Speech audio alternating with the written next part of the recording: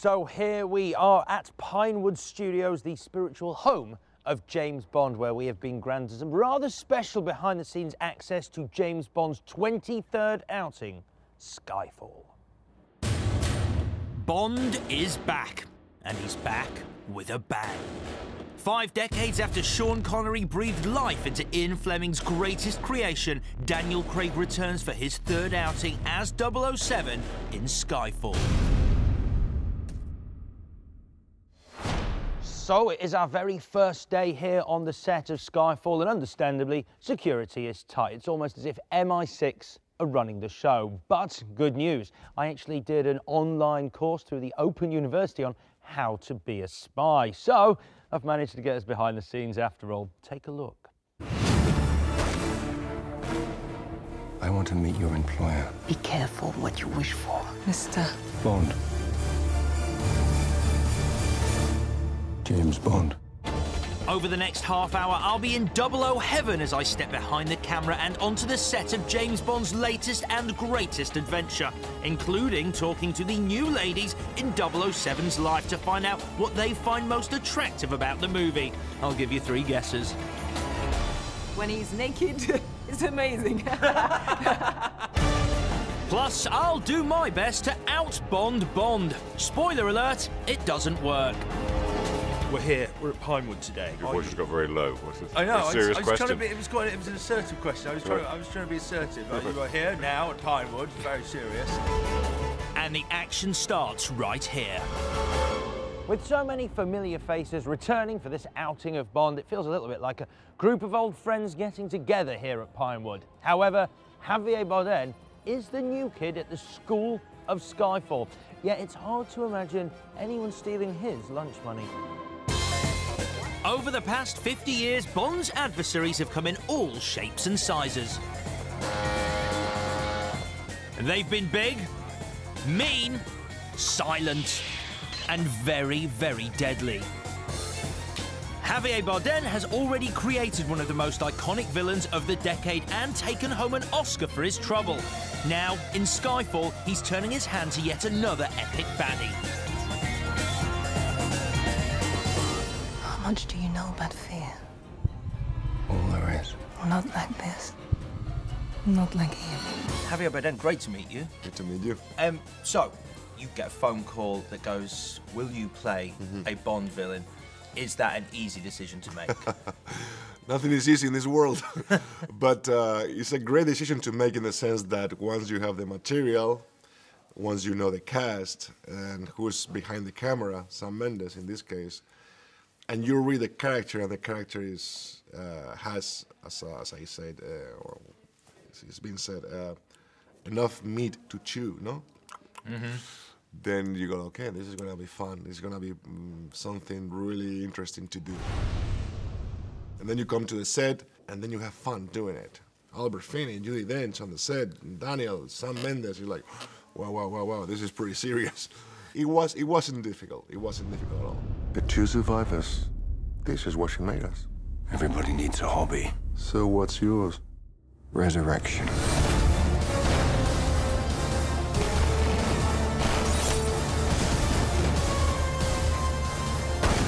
Bond villains have such a rich legacy.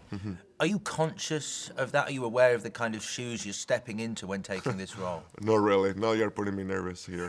No. It was... I mean, of course, I've seen many movies of James Bond. I'm 43, so I grow up watching James Bond movies. But, and many villains come to your mind, but you want to put them away and do your own thing based on what is written, and then you realize that many different images come to your mind that allow you to have fun doing it and also bring some complexity to it. Yeah, he's a villain, but there's some, hopefully, I don't know, that's what I try to achieve. Maybe I failed, but there's some complexity behind that. It's the part of the job which is more interesting, because Bond movies are in this middle section between being a realistic movie and a fiction movie. So as an actor, it gives you room to really play more freely, you know, to be more, with more freedom in the sense of imagining different things. No? Do you remember the first time you ever saw Bond, what that experience was like? I think the first one, it was from Russian with Love. and I remember the shoe and the thing, the blade, no? Yep.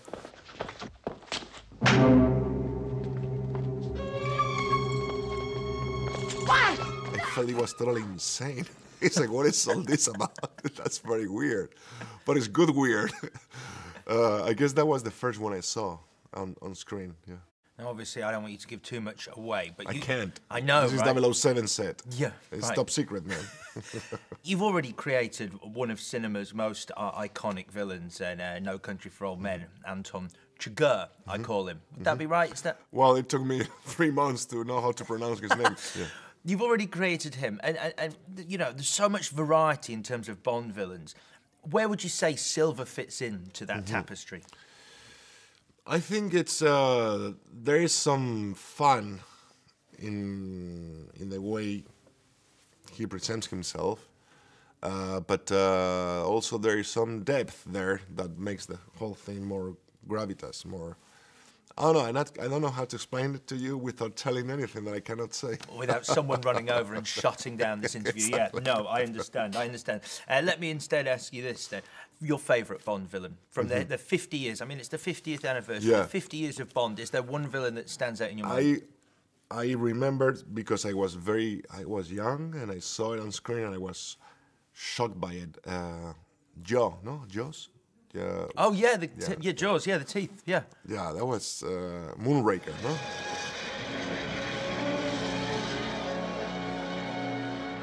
I was amazed by that actor and the teeth, and I remember I was with my father, and I had such a great time watching Moonraker.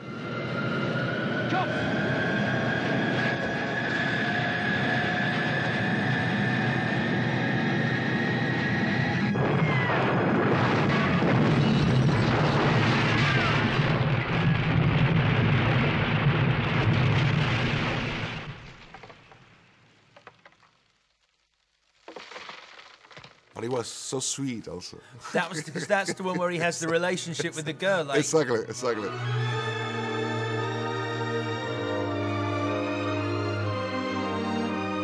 for me, Bond is famous for its huge sets. I mean, these vast sets. Do you have a favourite Bond set? There are many amazing sets in this one. And in this one, I have the chance to step on it for real and go like, oh, wow. It's very spectacular once you belong to one of those sets and you interact with it. And then there's a moment where you lose it and you think it's real.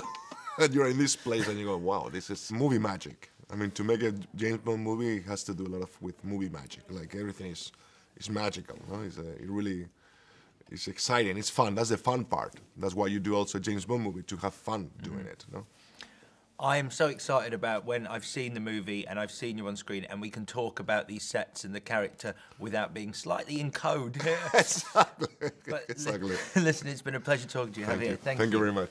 Thank you. That's it for the first part of Skyfall on set, but join me after the break when I'll be at home with Daniel Craig and playing away with the girls from Skyfall on location in Turkey. High five. High five. Boom. Love it.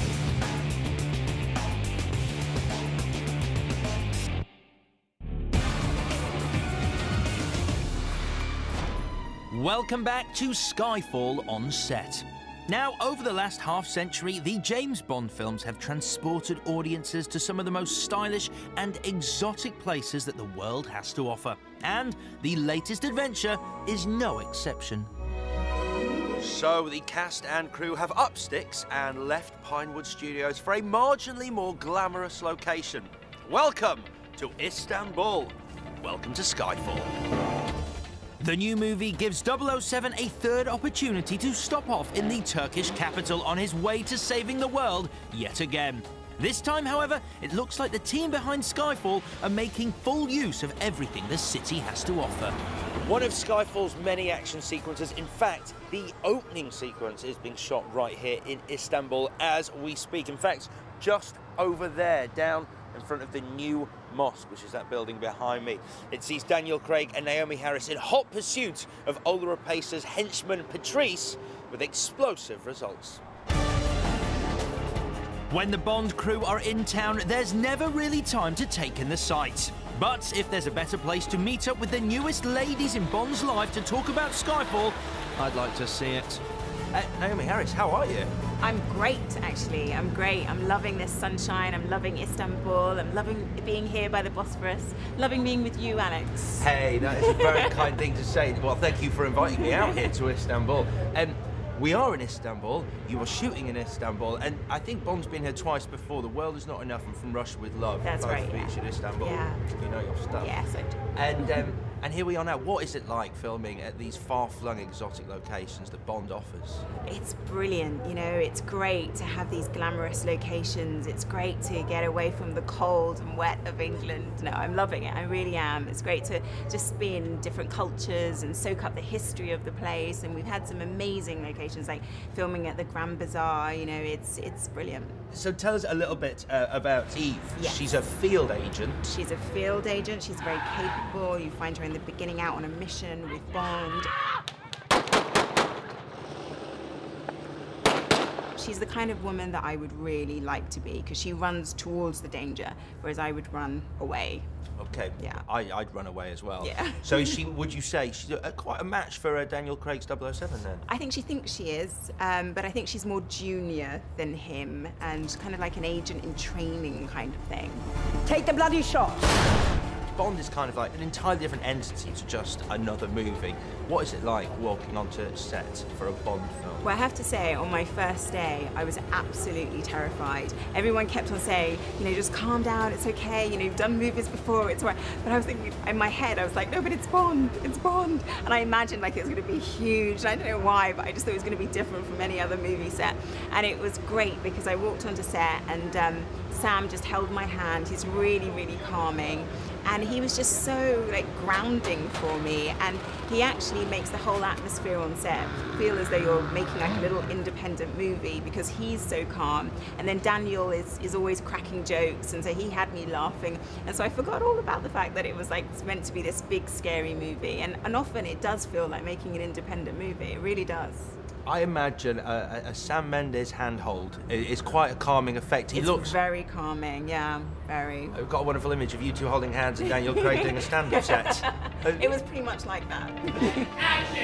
So, while one of Skyfall's female leads is all about getting stuck into the action, the other is happier to take it easy. Very easy. So, Mr. Bond, shall we discuss your next performance over that drink?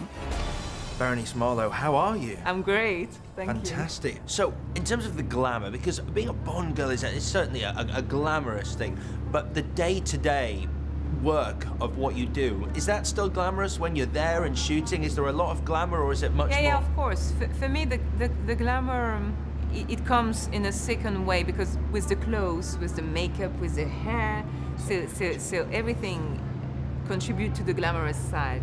How would you know that? Well, it takes a certain kind of woman to wear a backless dress with a Beretta 70 strapped to her thigh. And then I think you have to forget about that and play and with what you have built for your character. And this character we're talking about, Severine. Yeah. What would you say, is she like, because Bond girls seem to be sometimes action-packed Bond girls and sometimes slightly more seductive. What's her relationship with Daniel Craig's James Bond? Is she action or seduction? Well, I don't have that many action, and this is great because I would love to fight. I find it very, very funny. It's like a choreography and like kids when you have to play.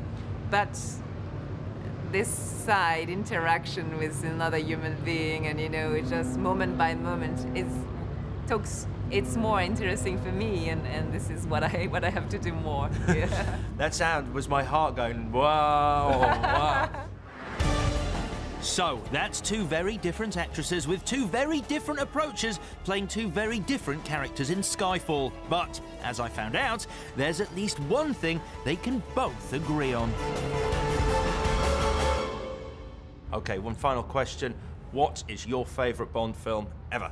Not including this one, you can't have Skyfall. Oh no, yeah, really? Sorry. That's the rule. No, it'd be Casino Royale as my favourite one. Yeah, I absolutely love that.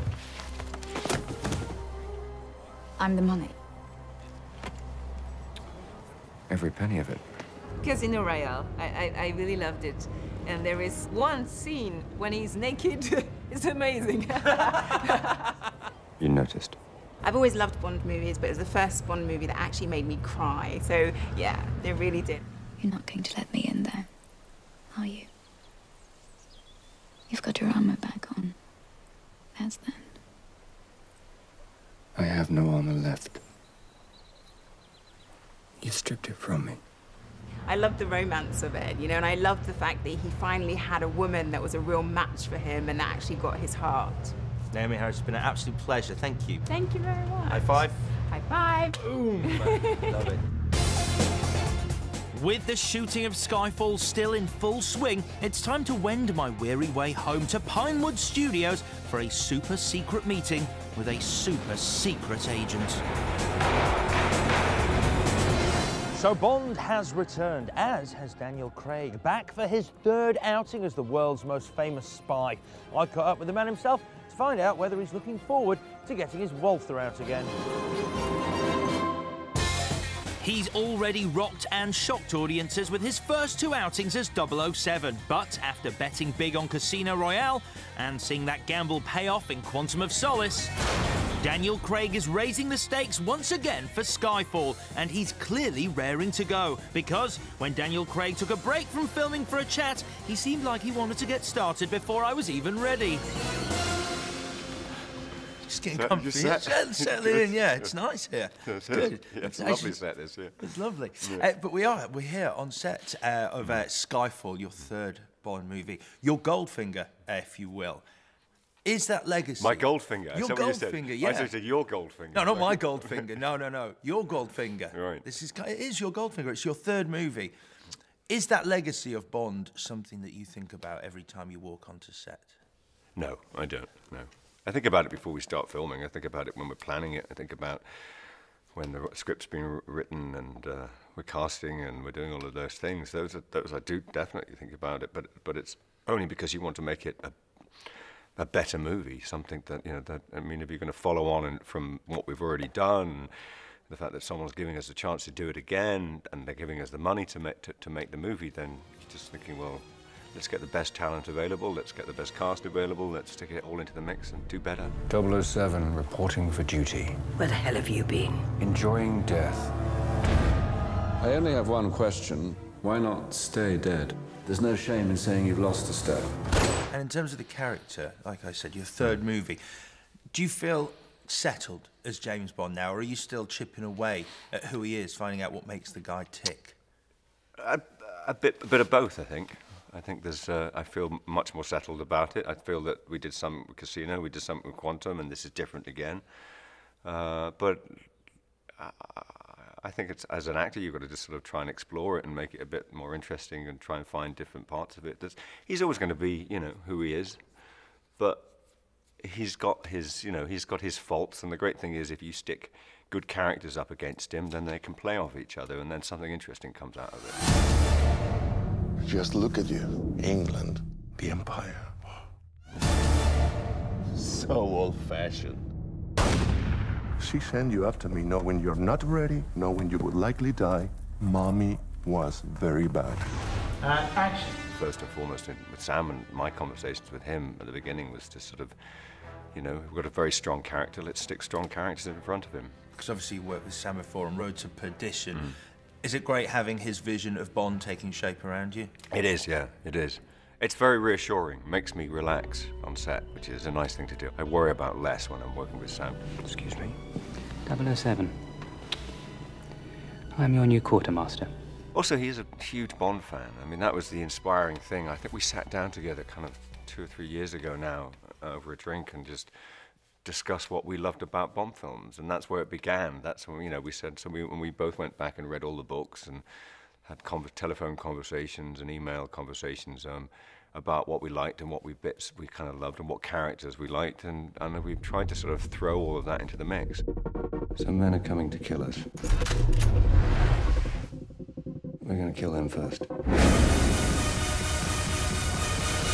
Okay, in terms, I'm going to take you back here.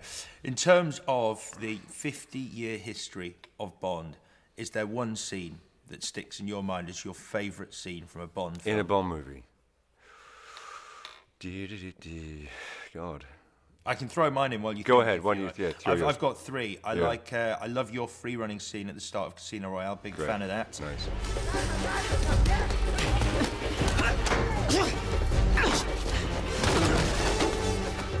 Love the start of The Spy Who Loved Me, where Roger Moore goes off the cliff with the Union Jack parachute. Yes.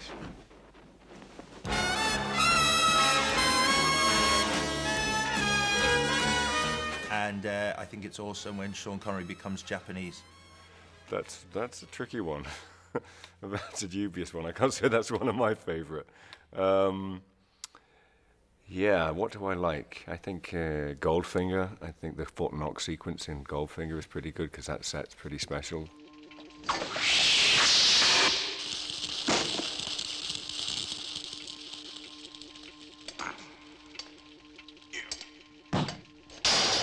What else? I think the train fight in From Russia with Love is pretty good as well.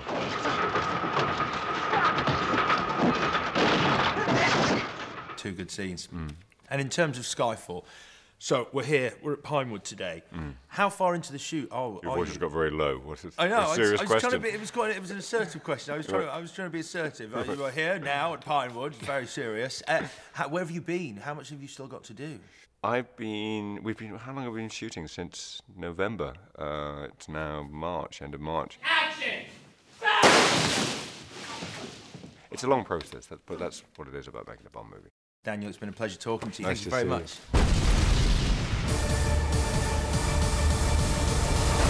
So it's clear that Pinewood has a very special place in the hearts of all those who work on James Bond. And as Skyfall continues to shoot right now behind me on the 007 stage, I'm sure a few more stories are being added to the history of these famous studios.